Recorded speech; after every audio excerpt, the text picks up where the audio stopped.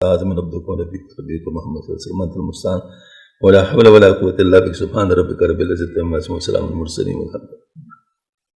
ٹھیک ہے جان ٹھیک ہے اچھا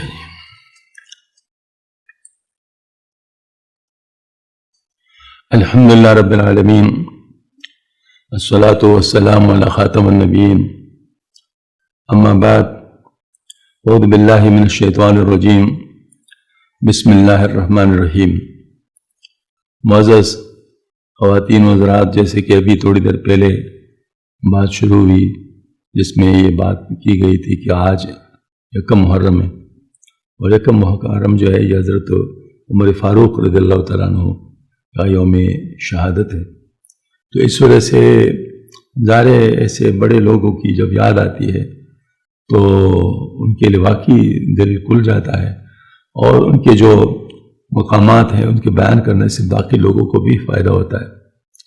تو یہ ہمارا جو محرم کا مہینہ ہے بہت اہم مہینہ ہے، یعنی اس کی ابتدا وہ ہے کہ صحابہ کرام اجمعین کے یعنی مطلب فضائل سے ہو جاتی ہے اور پھر اس کے بعد اہل بیت اجمعین کی یعنی 10 محرم اور جو ہے نا چونکہ یوم عاشورہ ہے تو اس کے بارے میں بھی یعنی بات ہوگی. تو اس وجہ سے ماشاءاللہ یعنی اس یکم محرم کے حوالے سے حضرت عمر رضی اللہ تعالیٰ عنہ کے بارے میں کچھ بات عرض کرنے کو جی چاہتا تھا.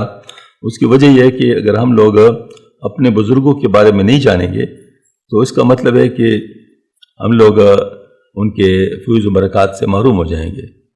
اور یہ آج کل ایک نفسیاتی مسئلہ ہے کہ جو ہمارے کرتا درتا لوگ ہیں، مقتدر لوگ ہیں، تو وہ اپنے جرنیلوں کو بھول چکے ہیں اور دوسرے لوگ کی جرنیلوں کی تعریفیں کرتے ہیں اور ان کو اپنا ماڈل بنایا ہوا ہے. تو پھر اس کا نقصان جو ہوتا ہے وہ ہم دیکھ رہے ہیں، نقصان تو ہو رہا ہے. تو ہم لوگ کو کم از کم اپنے بڑوں کے بارے میں معلوم ہونا چاہیے کہ ہمارے بڑے کیا تھے اور کیا. یہ نہیں کہ پیدرم سلطان بود کا نعرہ ہم لگائے کہ بس ہمارے باپ دادا تو ایسے تھے تو بس ان کی وجہ سے ہم ایسے ہو جائیں. نہیں، اس لیے ہم تذکرہ کر لیں کہ ان کی طرف بننے کی کوشش کر لیں، ان کے اتباع کی کوشش کر لیں، ان کے پیچھے چلنے کی کوشش کر لیں، ان کے مقامات کو جان کر ان کو حاصل کرنے کی کوشش کر لیں. اب دیکھیں نا حضرت عمر فاروق رضی اللہ تعالیٰ عنہ، خالد بن ولید رضی اللہ عنہ، یعنی اتنے اونچے ماشاءاللہ جرنیل تھے، انہوں نے ماشاءاللہ دین کی بڑی خدمت کی. تو بعد میں سلطان صلاح الدین ایوبی رحمۃ اللہ علیہ آئے ہیں، وہ تو اس وقت نہیں تھے لیکن ماشاءاللہ انہوں نے ان کے طریقے پہ چل کر کیا مقام پایا. ہاں جی، تو اس طرح مطلب ہے کہ بعد میں بھی مشاعر جو ہیں آئے ہوئے ہیں اور انہوں نے ان کے طریقے پہ چل کر بہت کچھ کمایا. تو ہم کہہ سکتے ہیں کہ جو ہزاروں جرنیل ہیں مطلب جو پیدا ہوئے تاریخ نے جو پیدا کیے تو ان میں اگر ہم دیکھا جائیں تو حضرت عمر رضی اللہ تعالیٰ عنہ کے سامنے بالکل طفل مکتب کی طرح لگتے ہیں. ہاں جی، اور جو دنیا کے اہل انصاف ہیں جو مطلب یعنی جسٹس کی باتیں کرتے ہیں اور یعنی جس کو ہم کہتے ہیں یعنی سوشل ویلفیئر کی جو باتیں کرتے ہیں، ان باتوں کو شروع کرنے والے کون تھے؟ ان باتوں کو شروع کرنے والے حضرت عمر رضی اللہ تعالیٰ عنہ، مطلب انہوں نے مطلب ان چیزوں کو شروع کرایا تھا. اس وجہ سے آج بھی بعض ملکوں میں عمر لاز چلتے ہیں. عمر لاز سے مراد یہ ہوتا ہے کہ وہ جو عمر رضی اللہ تعالیٰ عنہ نے سوشل ویلفیئر کے جو کام شروع کیے تھے ان کو انہوں نے عمر لاز کہا اور انہوں نے اپنے ملکوں میں ان کو رواج دے دیا. تو اس وجہ سے ہم لوگوں کو جو ہے نا وہ ہم ان کو یعنی جاننا چاہیے. تو ہمارے حضرت سید اللہ شاہ بخاری رحمۃ اللہ علیہ چونکہ خود بہت بڑے عالم تھے اور ختم نبوت یہ بہت بڑے داعی تھے، تو ان نے ایک سوال کے جواب میں فرمایا تھا کہ عمر رضی اللہ تعالیٰ عنہ اور رسول کریم یعنی جو ہے نا وہ کیا مراد رسول اللہ صلی اللہ علیہ وسلم ہے، یعنی مطلب آپ صلی اللہ علیہ وسلم نے ان کو مانگا ہے. یعنی دیگر صحابہ اجمعین جو ہے وہ آپ صلی اللہ علیہ وسلم کے مرید ہے اور عمر رضی اللہ عنہ جو ہے نا یہ آپ صلی اللہ علیہ وسلم کے مراد ہے. ایک عالم نے اس مسئلے میں کیا خوب کہا ہے کہ عمر رضی اللہ عنہ پیغمبر اسلام صلی اللہ علیہ وسلم کے لیے عطائے خداوندی تھے. اس کے علاوہ اور بھی بہت سارے علماء کرام، حکماء اسلام اور مستشرقین نے اپنے اپنے الفاظ میں ظاہر ان کے ساتھ عقیدت کا اظہار کیا ہے. تو ہم لوگ اگرچہ یعنی دوسروں کے تعریف کے محتاج نہیں ہیں لیکن دوسروں کا محتاج، دوسرے کا جو تعریف جو ہوتی ہے وہ کم از کم یہ بات تو ہوتی ہے نا کہ جو صحیح چیز ہوتی ہے وہ چپتی نہیں ہے، مطلب وہ جو ہے نا وہ ظاہر ہو کے رہ جاتی ہے. چاہے دوسرے لوگ جیسے حضرت عمر رضی اللہ عنہ کے بارے میں ایک صحابی رسول صلی اللہ علیہ وسلم کا جب کیسر کی مطلب جو ہے نا اس میں یعنی مطلب ظاہر وہ کیسر میں ان کو بلایا تھا، تو انہوں نے ان سے پوچھا کہ عمر کے بارے میں کیا کہتے ہو کہ وہ کیسے ہیں؟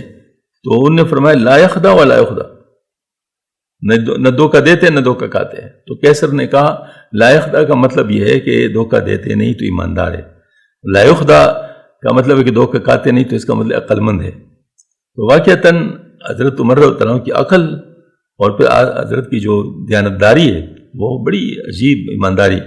اور ایک دفعہ ایسا ہوا ہے کہ وہ یعنی کھانا کھلایا جا رہا تھا، تو ایک صحابی جو تھے وہ بائیں ہاتھ سے کھا رہا تھا، تو عمر رضی اللہ عنہ چکر لگا رہے تھے، تو مطلب ظاہر ہے وہ مسلسل تعدیب بھی کرتے رہتے تھے کہ صحیح کام کرو، یہ کرو، وہ کرو، یعنی ہر سب کو جو ہے نا مطلب ہے کہ وہ اس لا رہا تھا کہ جو صحیح طریقہ ہوتا تھا۔ تو ان نے ان سے کہا کہ آپ دائیں ہاتھ سے کھایا کریں، تو تھوڑی دیر کے بعد ان کو پھر نظر ہے کہ بائیں ہاتھ سے کھا رہے ہیں، تو پھر ان نے نرمی سے کہا کہ آپ دائیں ہاتھ سے کھائیں۔ 2-3 دفعہ جب ایسا ہوا تو عمر رضی اللہ عنہ نے کہا کہ میں آپ کو بار بار تنبیہ کر رہا ہوں، آپ دائیں ہاتھ سے نہیں کھا رہے، اس کے بعد بھی اگر آپ نے بائیں ہاتھ سے کہا تو پھر میں سزا دوں گا۔ تو ان نے کہا حضرت میرا دائیں ہاتھ جہاد میں شہید ہوا ہے۔ اس کا سننا تھا کہ عمر رضی اللہ عنہ رونا شروع ہو گئے اور معافی مانگنے شروع ہو گئے کہ مجھے پتہ نہیں تھا، آپ کے دل کو میں نے کتنے تکلیف پہنچائی ہے، آپ ناڑے کیسے باندھتے ہوں گے، آپ یہ کام کیسے کرتے ہوں گے، آپ یہ تو ان کے لیے ماشاءاللہ بہت زیادہ یعنی جو اس کو کہتے ہیں نا آسانی پیدا کرنے کی کوشش فرمائی۔ تو اس کا مطلب ہے کہ یہ جو ہے نا مطلب انہوں نے اگر ایک طرف سے مطلب جو ہے نا وہ ضابطے کا مطلب جو ہے نا معاملہ کرتے تو دوسری طرف اتنا رقیق القلب بھی تھے کہ پھر وہ ظاہر مطلب جب جانتے ہوتے تو پھر جو ہے نا وہ رونا شروع کر لیتے۔ تو حضرت سیدنا عمر فاروق رضی اللہ عنہ کا جو شمار تھا یہ مکہ مکرمہ کے چند پڑھے لکھے لوگوں میں ہوا کرتا، کیونکہ اس وقت اتنا پڑھنا لکھنا نہیں تھا، لیکن حضرت عمر رضی اللہ عنہ پڑھے ہوئے تھے، اور لیکن وہ بھی چونکہ اس عرب معاشرے کا ایسا تھے جہاں پیغمبر صلی اللہ علیہ وسلم کو قبل از نبوت صادق امین کہا تھا، اور بعد از نبوت نعوذ باللہ من ذالک ساحر، شاعر، کاہن اور نہ جانے کیا کیا کہا گیا۔ تو جو اہل مکہ کے جو جبر و ستم ہے وہ مطلب بہت زیادہ ہو گئے۔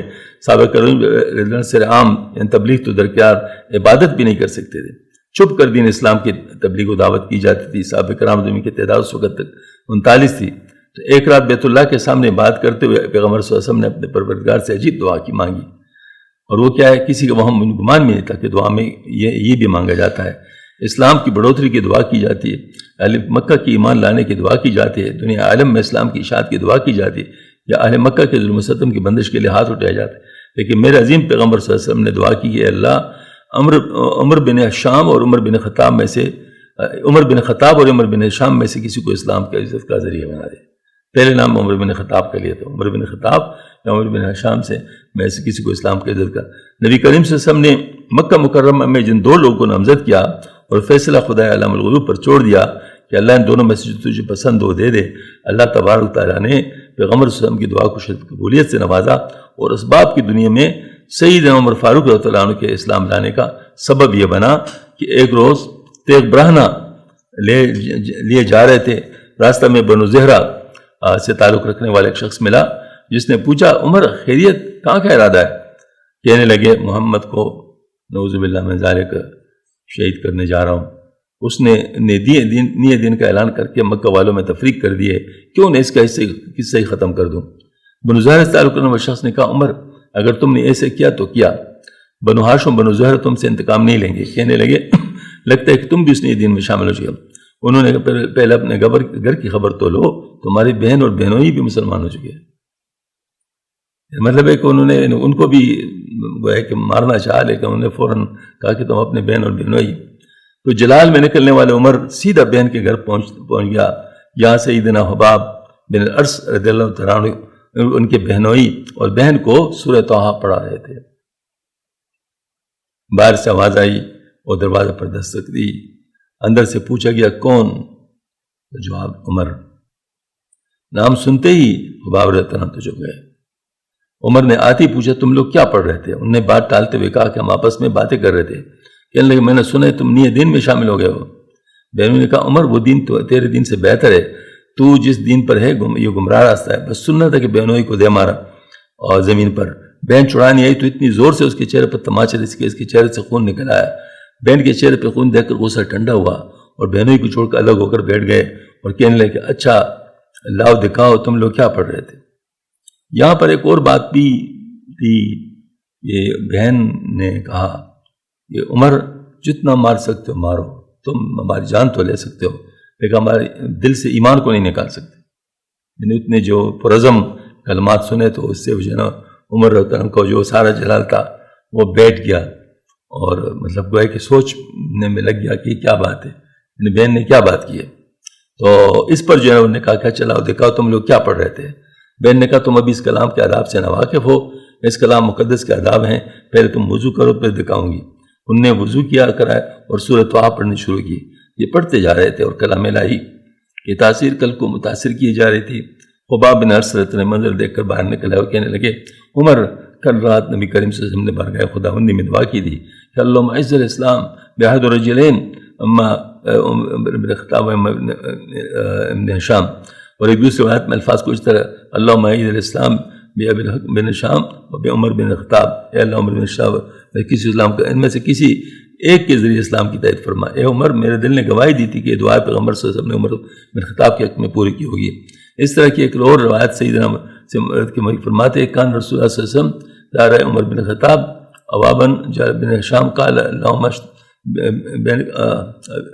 لیکن جب کسی رسول کبھی رسول عمر بن خطاب ابو جہل کو دیکھتے تو رب العزت کی حضور دستورات کر دراز کرتے ہو فرماتے اے اللہ ان دونوں میں سے جو تیرے نزدیک زیادہ پسندیدہ ہے ان سے اپنے دین کو قوت عطا فرما.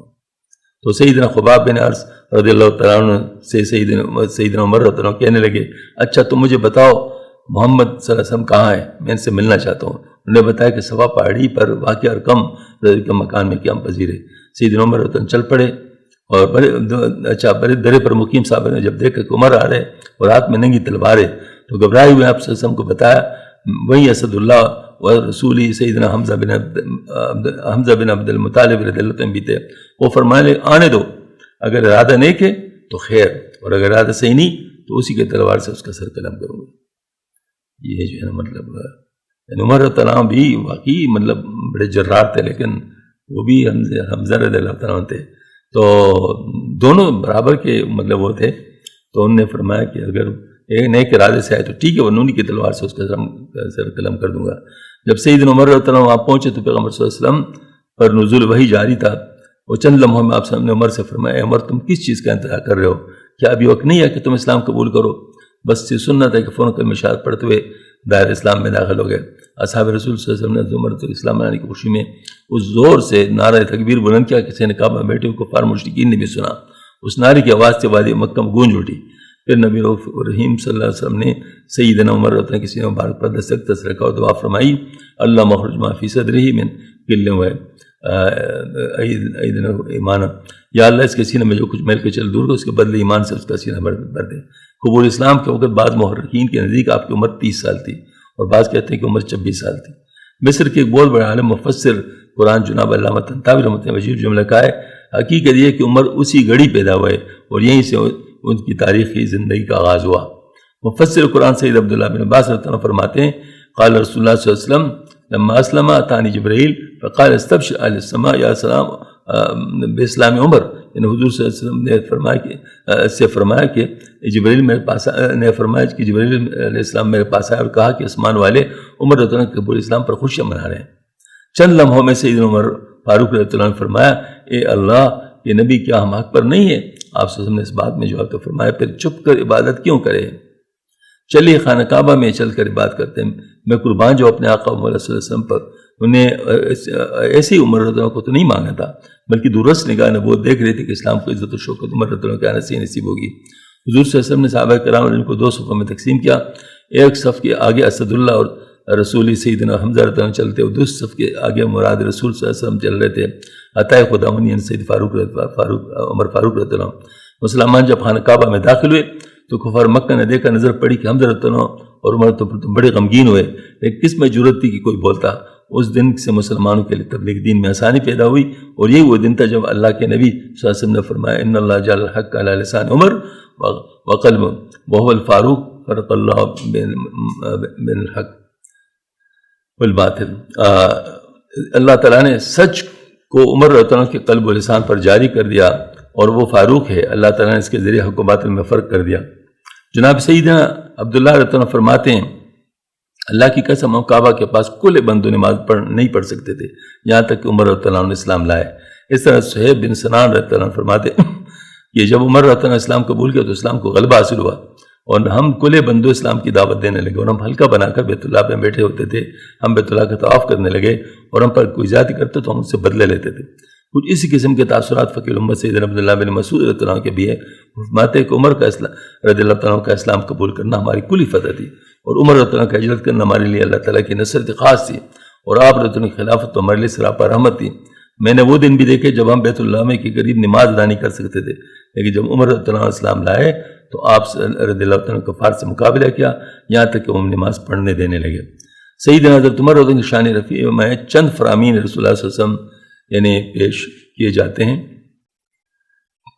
نبی کریم صلی اللہ علیہ وسلم نے فرمایا کہ اے ابن خطاب، اس ذات پاک کی قسم جس کی دست قدرت میں میری جان ہے، جس راستے پر آپ کو چلتا وہ شیطان پا لیتا ہے، وہ اس راستے سے ہٹ جاتا ہے، وہ راستہ چھوڑ کر دوسرا راستہ اختیار کرتا ہے۔ یہ صحیح بخاری کی روایت ہے۔ اور دوسری روایت ہے صحیح بخاری کی، حضور صلی اللہ علیہ وسلم فرماتے میں نے خالد خواب میں دودھ پیا یہاں تک کہ میں اس سے سیر ہو گیا، اس کی سرابی کا اثر میرے ناخنوں میں نمایاں ہونے لگے، پھر میں دودھ عمر رضی اللہ عنہ کو دیا، اصحاب پوچھے یا رسول اللہ اس خواب کی تعبیر کیا ہے؟ تو آپ صلی اللہ علیہ وسلم نے فرمایا علم۔ اس طرح امام بخاری رحمۃ اللہ ایک اور روایت میں بھی اپنی صحیح درج کیا ہے، سیدنا ابو سعید خدری رضی اللہ عنہ فرماتے ہیں کہ میں رسول کریم صلی اللہ علیہ وسلم کو فرماتے سنا ہے کہ میں نیند میں تھا، میں نے لوگوں کو دیکھا وہ میرے سامنے پیش کیے جاتے ہیں، اور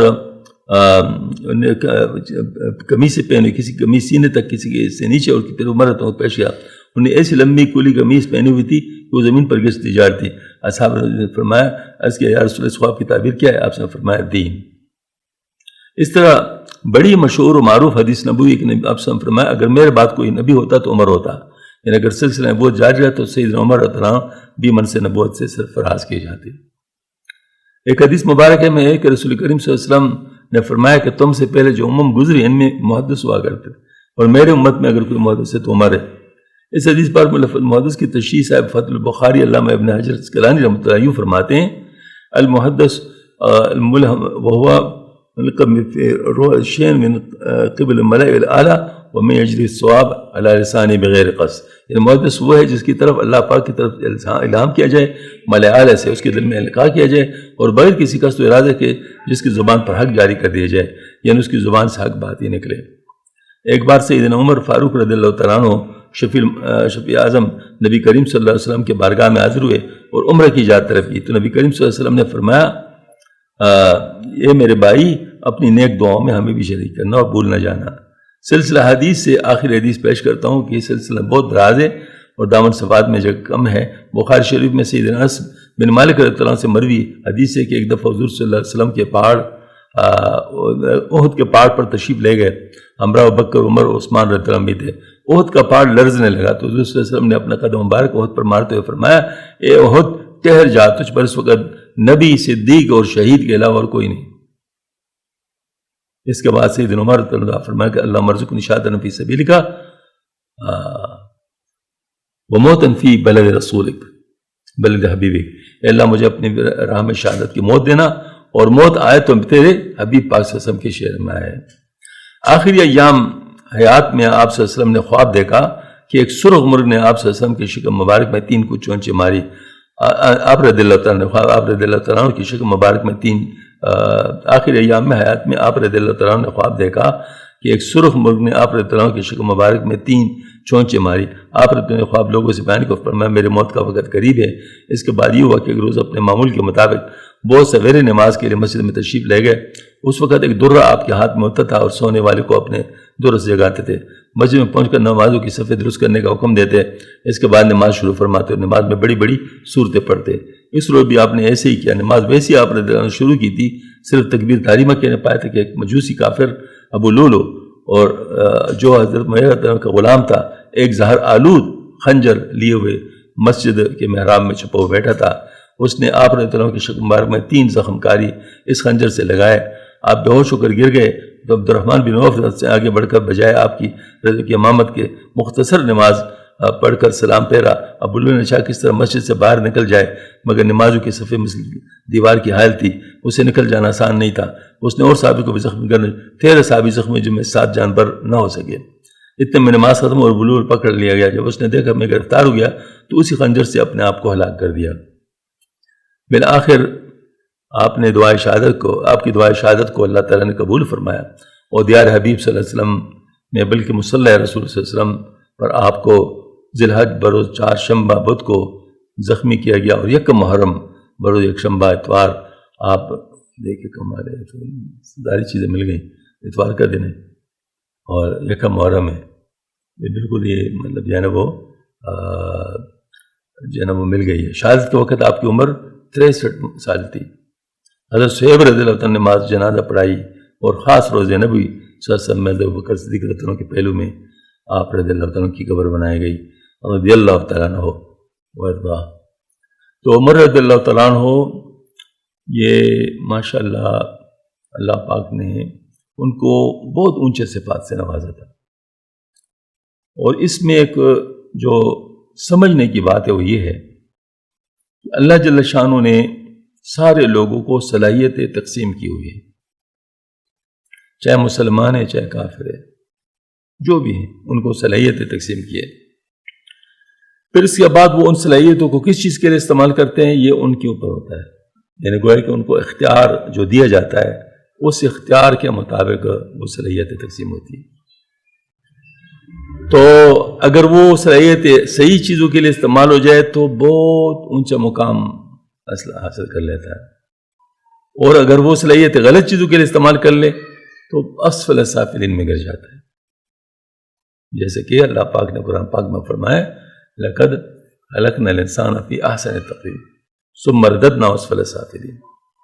ہاں جی، تو مطلب یہ ہے کہ انسان جو ہے یہ جو صلاحیتیں ہیں اپنے صلاحیتوں کو پہچاننا اور پھر ان صلاحیتوں کے ذریعے سے اللہ کو پانا، یہی بات ہے. یہی بات ہے.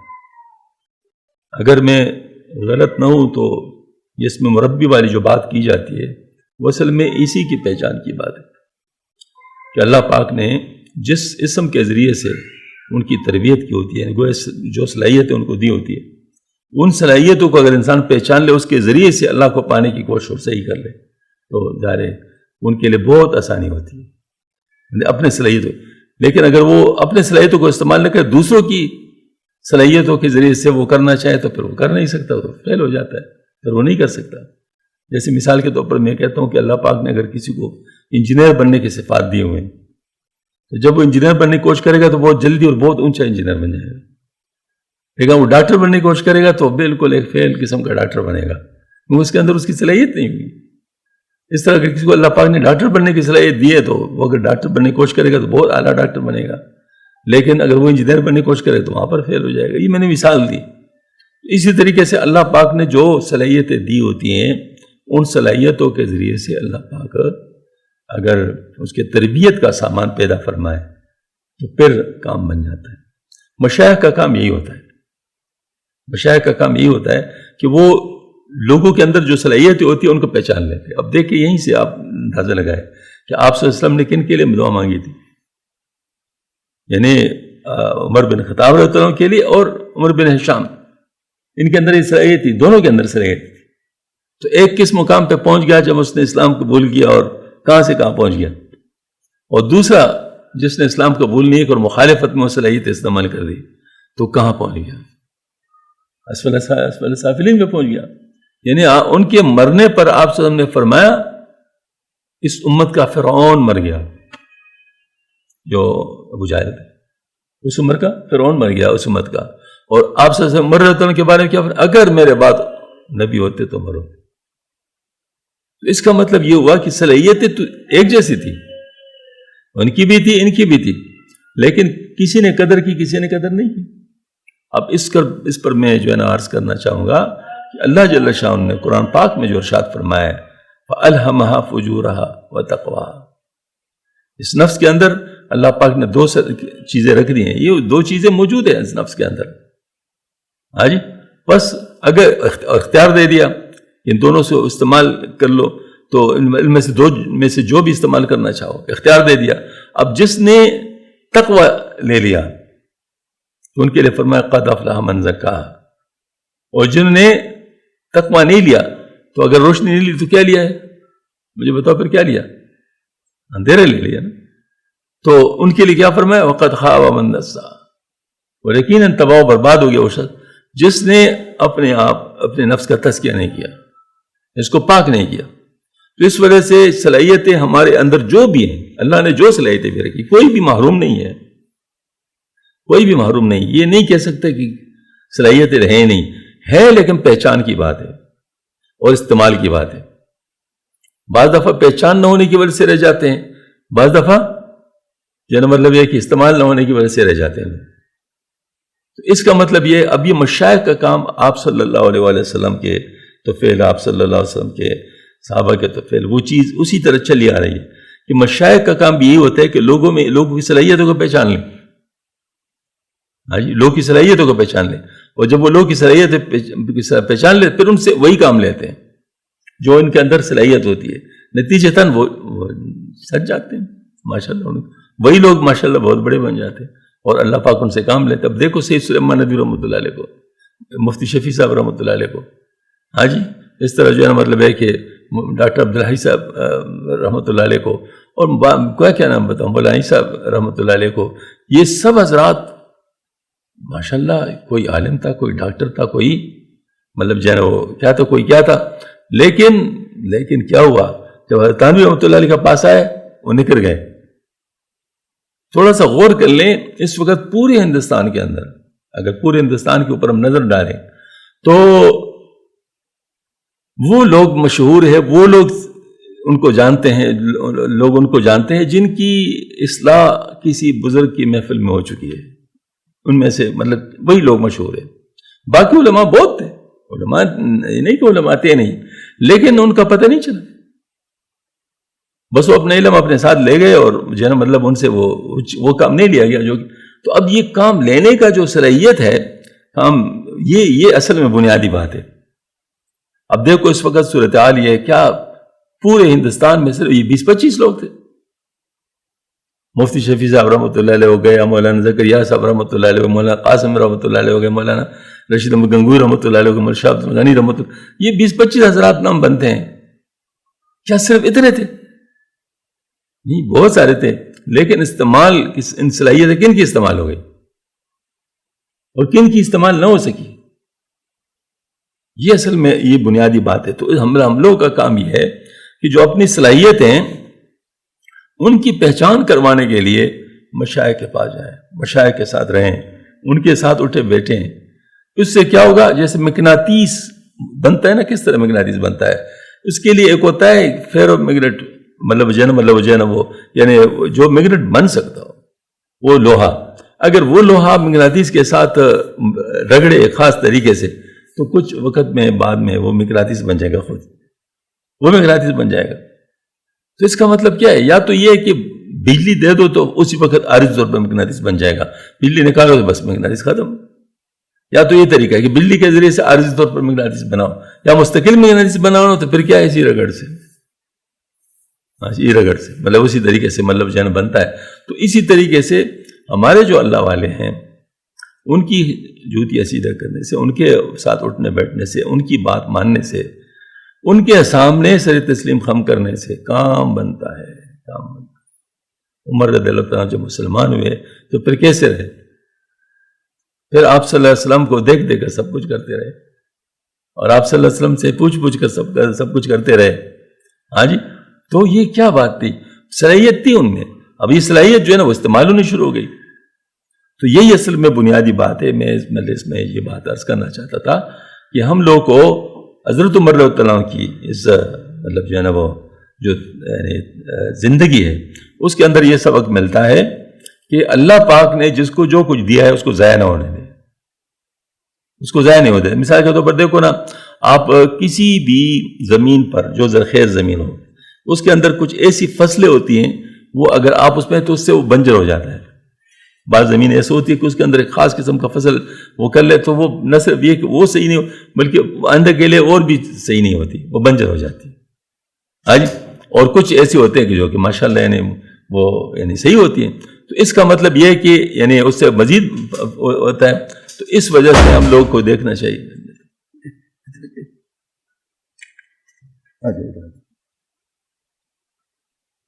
تو یہ مطلب یہ ہے کہ صلاحیتوں کو مطلب ہم لوگوں کو جو ہے نا مطلب یہ استعمال کرنا سیکھے۔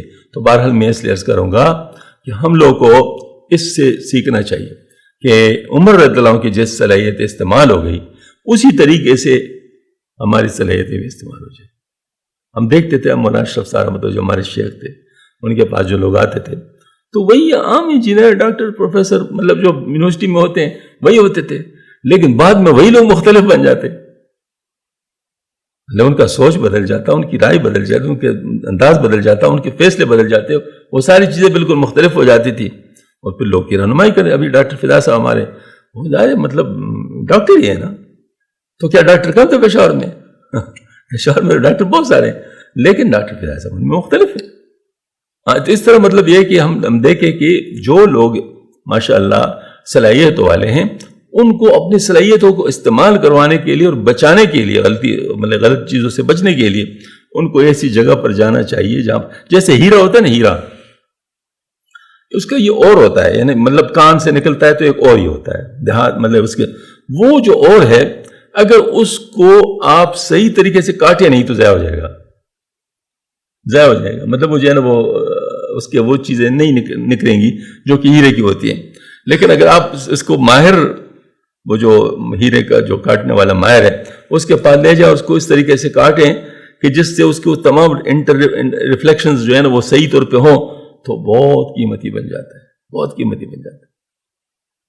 یہ نہیں زمین کو آپ دیکھیں، زمین کو اگر آپ مکان بنانا ہے تو ایک مکان ایک کناڑی سے بنوا دیں تو زمین ضائع، اور اگر آپ ایک صحیح ماہر سے مطلب اس کا نقشہ بنوا دیں اور صحیح طریقے سے اس کو کنسٹرکٹ کروائیں تو اس کی قیمت کہاں سے کہاں پہنچ جاتی ہے۔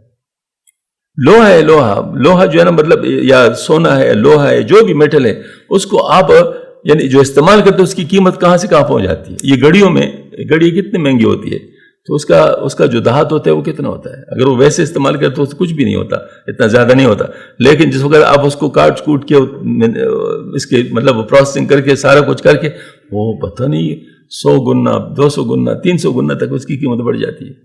تو یہ کیا چیز ہے؟ تو اس کا مطلب ہے کہ ہم لوگ اپنی صلاحیتوں کو اگر صحیح طریقے سے استعمال کروانا سیکھیں تو بہت کام ہو سکتا ہے۔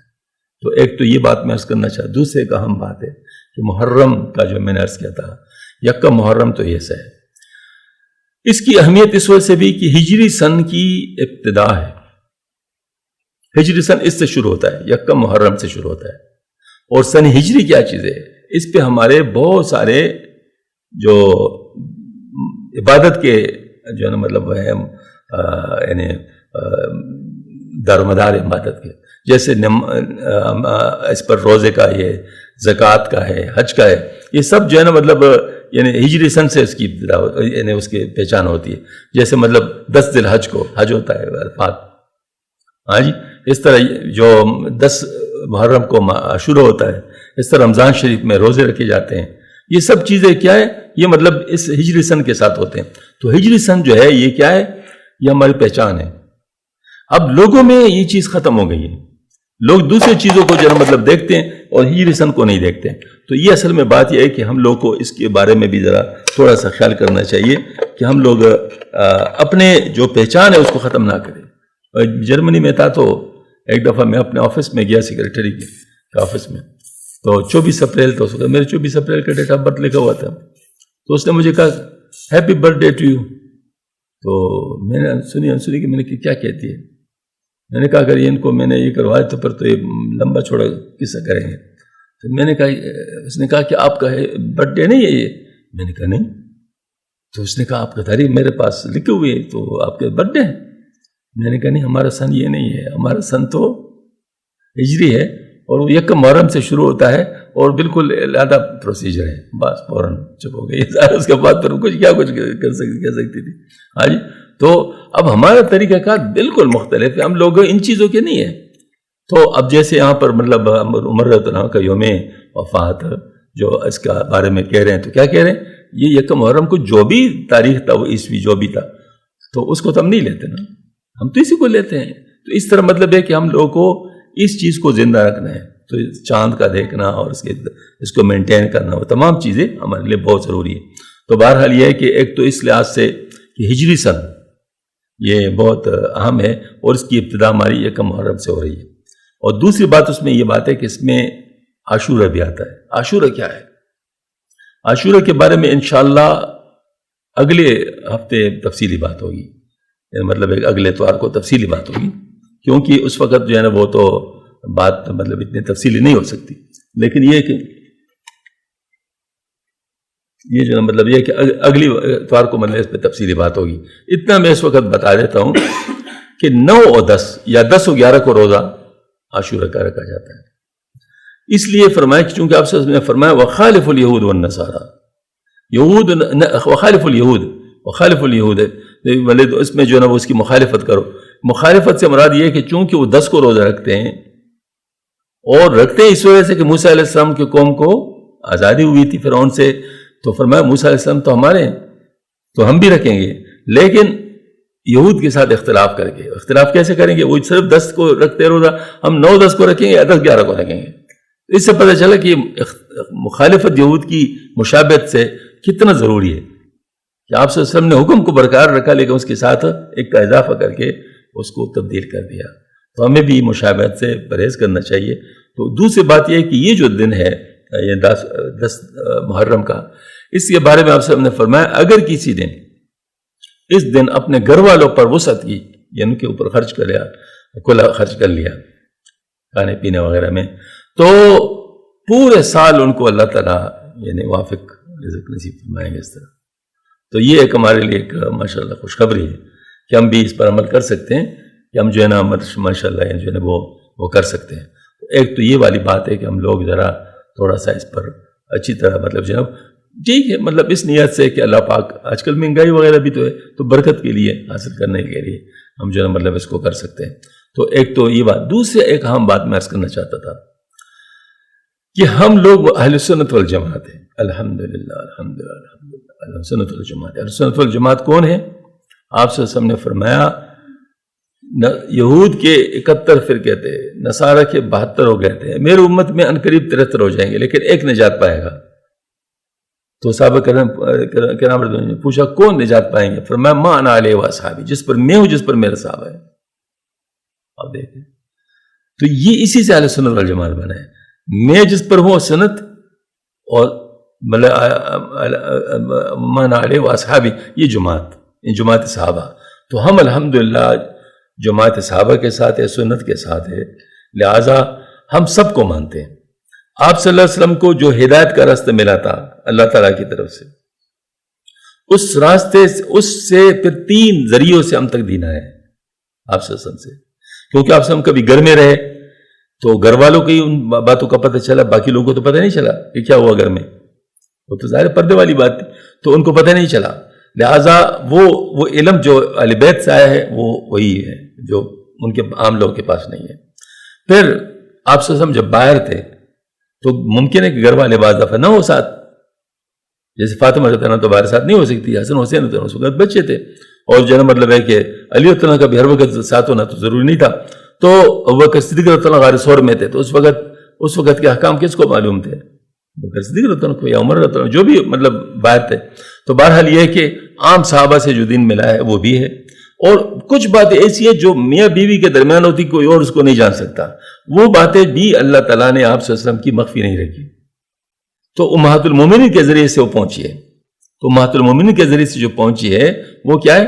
وہ جو ہے نا وہ باتیں دین کا وہ حصہ ہے جو نہ عام صحابہ کو پتہ تھا نہ باقی اہل بیت کو پتہ تھا، تو وہ ان کی طرف سے ہے۔ تو اس کا مطلب دین کے 3 جز، عام صحابہ سے، اہل بیت سے، اور جو ہے نا مطلب یہ کہ اہل بیت سے، اور ساتھ یہ ہے کہ امہات المومنین سے، جو دین آئے پورے کا پورا لینا، جس نے سب سے لے لیا پورا دین لے لیا، جس نے ان میں سے کسی سے لیا اور کسی سے نہیں لیا ناقص دین لیا، وہ کچھ حصے سے محروم ہو گئے نا، اور جس نے ان میں سے کسی کی مخالفت کی مثلا صحابہ کی مخالفت کی یا اہل بیت کی مخالفت کی یا امہات المومنین کی مخالفت کی، انہوں نے کچھ بھی نہیں لیا. کیوں نہیں؟ مجھے بتاؤ، آپ صلی اللہ علیہ وسلم نے جن کے بارے میں جو اونچے اونچے کلمات فرمائے تھے، ان کو اگر نعوذ باللہ کوئی غلط یا کافر یا اس قسم کا کہہ دے تو آپ صلی اللہ علیہ وسلم کے قول کی مخالفت ہو گئی نا. تو جب آپ صلی اللہ علیہ وسلم کے قول کی مخالفت ہو گئی تو کیا بچ سکتے ہیں؟ وہ کدھر ہوگا؟ اس نے تو اپنا کباڑہ کر لیا. تو ان نے کچھ بھی نہیں لیا. اس وجہ سے آپ صلی اللہ علیہ وسلم کے صحابہ، آپ صلی اللہ علیہ وسلم کے اہل بیت، آپ صلی اللہ علیہ وسلم کے جو ازواج مطہرات جو ہماری مائیں ہیں، ان میں ہر ایک ہمارے لیے محترم ہے. ہر ایک ہمارے لیے محترم ہے.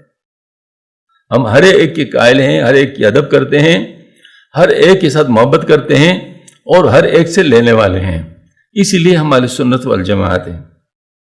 اگر ہم ان میں سے فرق کرنے لگے اور آگے پیچھے ہونے لگے، پھر اہل سنت والجماعت والی بات نہیں رہے گی. پھر ناصبی بھی ہو سکتی، شیعہ بھی ہو سکتی، کوئی اور چیز ہو سکتے ہیں، ملحد ہو سکتے ہیں، لیکن وہ اہل سنت والجماعت نہیں ہوں گے. تو اہل سنت والجماعت کے ہونے کے لیے ضروری ہے کہ تینوں سے ہم براہ راست لیں اور ان میں سے کسی ایک کا انکار نہ کریں. ان کے آپس میں اختلافات جو ہوتے ہیں وہ علیحدہ بات، صحابہ میں بھی آپس میں اختلافات ہیں، وہ پھر فقہاء کا کام ہے کہ کس کا قول لیتے کس کا قول نہیں لیتے، وہ ناسخ منسوخ یا راجح مرجوح، یہ وہ چیزیں ان کا کام ہے، وہ ہم لوگ اس میں نہیں ہیں. لیکن ہم لوگ سب سے لینے والے ہیں. اس وجہ سے یہ ایک بہت اہم میسج ہے محرم میں کہ ہم لوگ تینوں کو مانیں اور تینوں کو محترم مانیں اور تینوں کے نقش قدم پہ چلے، تینوں کے ساتھ محبت کرے. ان میں سے کسی کے ساتھ ہم لوگ یہ نہ کریں کہ بھئی یہ تو فلاں یہ ایسا ہے تو فلاں ایسا ہے. یہ ان لوگوں کی باتیں ہیں جن نے امت مسلمہ میں تفرقہ ڈالنے کی کوشش کی. دیکھو یہود نے 12 فرقے بنا دیے عیسائیوں میں، 12 فرقے عیسائیوں میں بنا دیے. تو ظاہر مطلب وہ اس طرح انہوں نے ہمارے اندر بھی بنا دیے، آج مختلف طریقوں سے بنا دیے. تو ہم ان کے اس میں کیوں آ جائیں؟ اس وجہ سے ہم لوگوں کو ان فرقہ بندی سے نکلنا چاہیے. اور فرقہ بندی سے نکلنے کا کام کیا ہے کہ ان تینوں کو لے لیں. بس خود بخود فرقہ بندی سے ہم نکل جائیں گے. ما انا علیہ و اصحابی پر عمل سے ہم باقیوں سے کٹ جاتے ہیں. ہم لوگ سب کو لینے والے بن جاتے ہیں. تو بہرحال اللہ تعالی ہم سب کو اس پر قائم رکھے. تو یہ محرم کا مہینہ اس لیے بھی اہم ہے کہ ہم اس میں اس قول عہد کو لے لیں کہ ہم سب کے ہیں اور سب ہمارے ہیں.